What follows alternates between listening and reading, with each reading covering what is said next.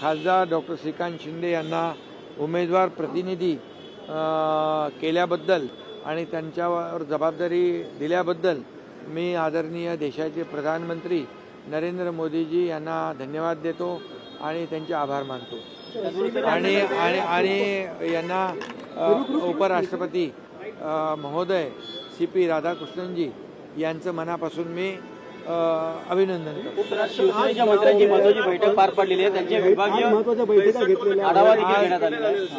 आज बैठक शिवसेनेच्या मंत्र्यांची होती, यामध्ये त्यांच्या विभागांच्या कामाचा आढावा घेण्यात आला आणि जे काही नवीन निर्णय घेतले, नवीन प्रकल्प घेतले, नवीन काही कामं त्यांच्या डिपार्टमेंटची झाली त्याचा आढावा घेतलेला आहे आणि त्याचबरोबर संघटनात्मक देखील आढावा घेतलेला आहे। त्यांना जे त्यांचा स्वतःचा जिल्हा आणि इतर जिल्ह्यांची जबाबदारी जी दिली होती त्या बाबतीमध्ये त्या जिल्ह्यांचा देखील आढावा घेतलेला, होणाऱ्या ज्या निवडणुका आहेत स्थानिक स्वराज्य संस्थांच्या त्याच्यावर देखील या ठिकाणी आजच्या बैठकीमध्ये चर्चा झालेली आहे। आपण समाधानी आहात मंत्र्यांच्या कामाबाबत? बिलकुल, त्यांना मी जिथं जे काय कामं सांगितली त्यावेळेस मग त्यांनी फील्डवर जाऊन त्यांच्या विभागामध्ये भेटी दिलेल्या आहेत आणि त्यांच्या मंत्र्यांच्या व्हिजिटमुळे त्या विभागामध्ये देखील चांगलं काम सुरू आहे आणि आपली जी काही प्रशासकीय यंत्रणा देखील आहे ती देखील थेट मंत्र्याच्या व्हिजिटमुळे अलर्ट होऊन जाते आणि त्याचा फायदा जनतेला होतो। दहिसर टोल नाक्यासंदर्भात महत्त्वाची बैठक पार पडलेली आहे। दहिसर टोल नाक्यासंदर्भात दहिसर टोल नाक्यावर जी काही वाहतूक कोंडी होते त्या बाबतीमध्ये मंत्री प्रताप सरनाईक यांनी बैठक या ठिकाणी मागणी केली होती।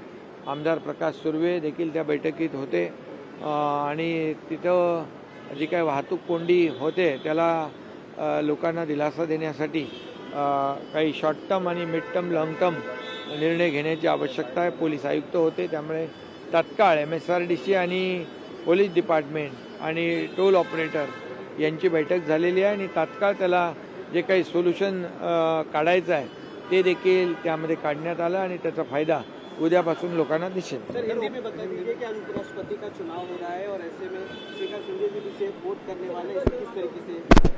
आज उपराष्ट्रपति पद के लिए मतदान है, उसमें हमारे महाराष्ट्र में जिन्होंने राज्यपाल पद पर काम कर हमारे राज्य को मार्गदर्शन किया, हमें मार्गदर्शन किया, सरकार को मार्गदर्शन किया, वो CP राधाकृष्णन जी उम्मीदवार है। वो भारी मतों से जीतेंगे, थम्पिंग मेजॉरिटी उनको मिल जाएगी और NDA के पास जितने वोट है उससे कई ज़्यादा वोट उनको मिलेंगे, ऐसे आप ही लोग पत्रकार लोगों ने कहा है। तो निश्चित रूप से वो आपकी ख्वाहिश पूरी हो जाएगी और उनको भारी बहुमत मिलेगा।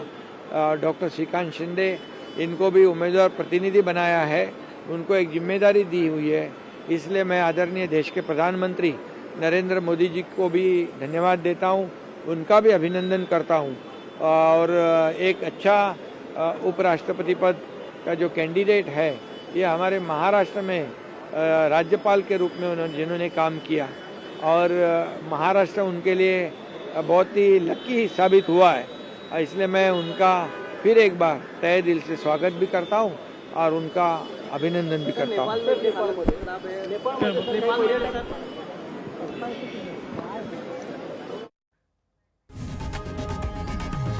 लोकशाही मराठी ऐका, पहा, जागरूक रहा।